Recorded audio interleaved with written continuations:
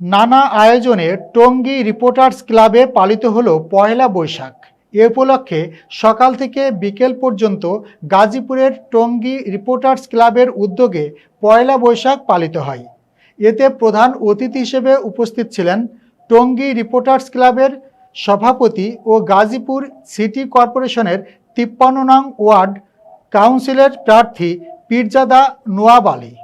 অনুষ্ঠানে সার্বিক সহযোগিতা করেন টঙ্গী রিপোর্টার্স ক্লাবের সাধারণ সম্পাদক শেখ কামরুল হাসান সাহা।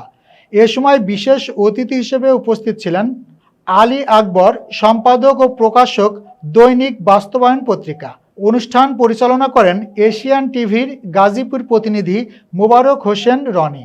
অনুষ্ঠানে উপস্থিত ছিলেন নওরোজ পত্রিকার মফস্বল সম্পাদক মনসুর আহমেদ।